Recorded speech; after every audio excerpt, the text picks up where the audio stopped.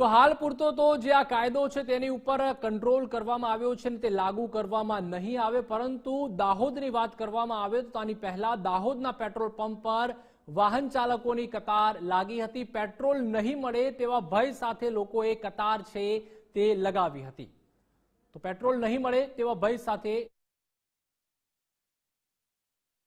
Highway ઉપર થતા અકસ્માતોને લઈને સરકાર દ્વારા જે નવો કાયદો બનાવવામાં આવ્યો છે, જે ટ્રક ચાલકો વિરુદ્ધ જે કડક પગલાં લેવાનો તેમજ દંડની જે જોગવાઈ કરતો નિયમ કર્યો છે, તેને લઈને સમગ્ર ભારત સહિત જે રાજ્યભરમાં ટ્રક ચાલકોમાં ટ્રાન્સપોર્ટમાં જે ઉગ્ર રોષ જોવા મળ્યો છે। અનેક સ્થળે આજે દાહોદમાં પણ જે કલેક્ટરને આવેદનપત્ર આપી અને જે રજૂઆત કરવામાં આવી છે, ત્યારે જે ટ્રાન્સપોર્ટની હડતાલ ક્યારે શરૂ થશે તે તો નક્કી નથી, પરંતુ અત્યારે જે પેટ્રોલ ડીઝલ નહીં મળે હડતાલને પગલે તેવી વાતોને લઈને અત્યારના દ્રશ્યો બતાવવા માંગીશ કે જે દાહોદના પેટ્રોલ પંપો ઉપર વાહન ચાલકો પેટ્રોલ છૂટી જાય અને જો હડતાલ શરૂ થાય, પંપો ઉપર પેટ્રોલ ના પહોંચે તો પેટ્રોલ ના મળી રહે, તેને લઈને જે મોટી સંખ્યામાં લોકો અહીં જે દોડી પડ્યા છે કે વાહનોમાં પેટ્રોલ ભરાવવા માટે।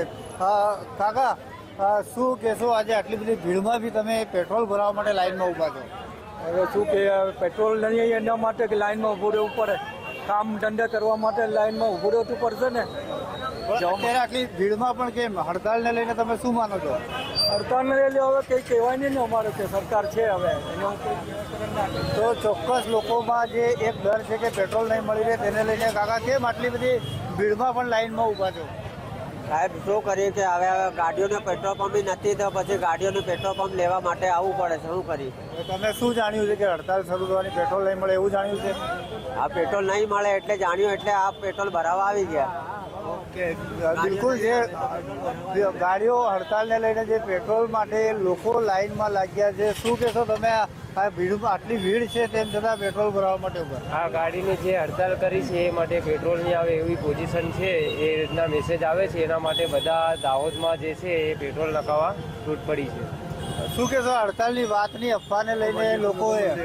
તો ચોક્કસ અહીંના જે દ્રશ્યો બતાવવા માંગીશ કે અત્યારે જે વાહન ચાલકોમાં પેટ્રોલ ભરાવવા માટે પડાપડી થઈ રહી છે, લોકો મોટી સંખ્યામાં પેટ્રોલ માટે જે આવી રહ્યા છે અને લોકોમાં એક ડર છે કે જો હડતાલ શરૂ થાય તો પેટ્રોલ પંપો ઉપર પેટ્રોલ નહીં પહોંચે અને તેઓ જે આવનાર સમયમાં પેટ્રોલ પંપો ઉપર જે પેટ્રોલ ખૂટી જશે, તેને લઈને અત્યારે જે વાહન ચાલકો પોતાના વાહનોમાં પેટ્રોલ ભરાવવા માટે દોડ લગાવી રહ્યા છે।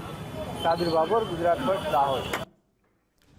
તો જે રીતે ગુજરાત ફર્સ્ટ પણ તમામ લોકોને અપીલ કરે છે કે અફવાઓથી દૂર રહેશો, કારણ કે હાલ પૂરતી જે કાયદો છે, જે નિયમ છે તેની ઉપર બ્રેક લગાવવામાં આવી છે અને તમામ જે ટ્રાન્સપોર્ટ એસોસિએશન દ્વારા પણ જે હડતાળ કરવામાં આવી હતી તેને અત્યારે સમેટાઈ લેવામાં આવી છે, કારણ કે જે રીતની દંડની તેમાં જોગવાઈ હતી, જે 10 વર્ષની જેલની પણ તેમાં જોગવાઈ કરવામાં આવી, તેને લઈને તમામ જે ડ્રાઈવર એસોસિએશન છે, ટ્રાન્સપોર્ટ એસોસિએશન દ્વારા તેનો ભારેમાં ભારે વિરોધ કરવામાં આવ્યો હતો ગુજરાત તેમજ ભારતમાં, તેને લઈને જ કાયદા પર હાલ પૂરતી બ્રેક લગાવવામાં આવી છે।